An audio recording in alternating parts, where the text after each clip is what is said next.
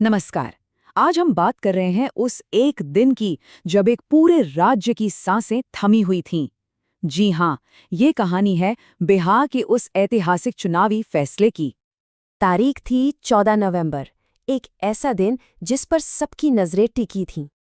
13 करोड़ लोग और हर एक इंसान आने वाले नतीजों का इंतजार कर रहा था। सोचिए, ये सिर्फ एक आंकड़ा नहीं है, ये 13 करोड़ उम्मीदें हैं, सपने हैं, एक बेहतर कल की आस है। पूरे राज्य में एक जबरदस्त तनाव का माहौल था। आप कहीं भी चले जाइए, शहरों की बड़ी बड़ी बिल्डिंग से लेकर गांवों की पतली पतली गलियों तक, हर किसी की जुबान पर बस एक ही सवाल था, अगला कौन। और ये बेचैनी हर जगह महसूस की जा सकती थी, चाहे वो पटना के काउंटिंग सेंटर हों जहां हर एक वोट की गिनती हो रही थी, या फिर नालंदा की वो ऐतिहासिक गलियां। हर जगह बस इंतजार था, गहरा इंतजार। और फिर वो पल आ ही गया, वोटों की गिनती शुरू हुई और इसके साथ ही शुरू हुआ नाटकीय उतार चढ़ाव से भरा एक बहुत लंबा दिन। देखिए, प्रक्रिया तो सीधी साधी थी, लेकिन इसका असर बहुत बड़ा था। एक एक करके ईवीएम मशीनें खुली, हर एक वोट गिना गया और हर नए अपडेट के साथ बिहार का पूरा सियासी नक्शा बदलता जा रहा था। तो चलिए, अब आते हैं पहले रुझानों पर। जैसे ही शुरुआती आंकड़े आने शुरू हुए, एक पल को तो ऐसा लगा कि कहानी बिल्कुल एक तरफा है। एक गठबंधन ने जबरदस्त बढ़त बना ली थी। शुरुआती कुछ घंटों में ही जेडीयू और बीजेपी वाले एनडीए गठबंधन ने रफ्तार पकड़ ली। और तो और, उन्होंने 122 सीटों के उस जादुई आंकड़े को भी पार कर लिया। लगने लगा था कि जीत अब पक्की है। लेकिन राजनीति में, और वो भी खासकर बिहार की राजनीति में, कुछ भी कहना बहुत जल्दबाजी होती है। ये तो बस शुरुआती गिनती थी, पोस्टल बैलेट्स की गिनती थी।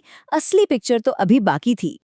चलिए, अब एक नजर डालते हैं कि पार्टियों के हेडक्वार्टर के अंदर क्या चल रहा था, क्योंकि असली ड्रामा तो वहीं था और दोनों जगहों का माहौल एक दूसरे से बिल्कुल अलग। एनडीए के दफ्तरों में शुरुआती बढ़त के साथ ही जश्न का माहौल बनने लगा था। हाँ, मिठाइयाँ भी बट रही थीं, नारे भी लग रहे थे, लेकिन नेताओं के चेहरों पर एक अजीब सी सतर्कता थी। वो जानते थे कि खेल अभी खत्म नहीं हुआ है। और दूसरी तरफ आरजेडी के नेतृत्व वाले महागठबंधन के दफ्तरों में एकदम सन्नाटा। सबकी नजरें बस टीवी स्क्रीन पर गड़ी हुई थीं। हर एक आंकड़े को समझने की कोशिश हो रही थी। उन्हें अब भी उम्मीद थी कि आखिरी राउंड की गिनती में पासा पलट जाएगा। इन आंकड़ों और इस उतार चढ़ाव से हटकर देखें तो ये चुनाव असल में बिहार के लिए एक बहुत बड़े, एक मौलिक सवाल का जवाब देने वाला था।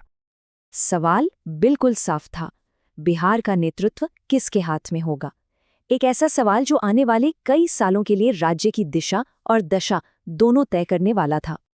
और इस सवाल के दो मुख्य दावेदार थे। एक तरफ थे नीतीश कुमार, जिनके पास था सालों का प्रशासनिक अनुभव, तो दूसरी तरफ थे तेजस्वी यादव, जो युवा जोश और बदलाव के वादे का चेहरा बनकर उभरे थे। बिहार को इन दोनों में से एक को चुनना था। लेकिन क्या कहानी में कोई और मोड़ भी आ सकता था? क्या कोई तीसरी ताकत, कोई छोटा दल किंग मेकर बनकर उभर सकता था और सारे समीकरण ही बदल सकता था? ये भी एक बड़ी संभावना बनी हुई थी। जैसे जैसे दिन ढलता गया, मुकाबला और भी ज्यादा कड़ा होता गया। अब तो आलम ये था कि कई सीटों पर हार जीत का फैसला बस कुछ 100 वोटों पर आके टिक गया था। अब हर एक वोट की गिनती मायने रख रही थी। जरा बिहार के अलग अलग हिस्सों की झलकियां देखिए। नालंदा में कांटे की टक्कर, किशनगंज में रिकॉर्ड तोड़ वोटिंग हुई थी, और पटना में जैसे जैसे नतीजे साफ हो रहे थे, लोगों की भारी भीड़ जमा होने लगी थी। तो ये समझना बहुत जरूरी है कि ये सिर्फ सरकार बनाने या गिराने का चुनाव नहीं था। नहीं, ये बिहार के लिए अपने भविष्य की दिशा तय करने का दिन था। रोजगार, विकास और पहचान, सब कुछ दांव पर था। एक पक्ष के लिए इसका मतलब था जीत, और दूसरे के लिए हार का सामना। और आखिर में इस पूरी जद्दोजहद के केंद्र में थी सत्ता। ये एक ऐसा दिन था जिसे बिहार हमेशा याद रखेगा। एक ऐसा फैसला जो न सिर्फ अगले 5 साल बल्कि शायद आने वाली कई पीढ़ियों की भी तकदीर लिखने वाला था।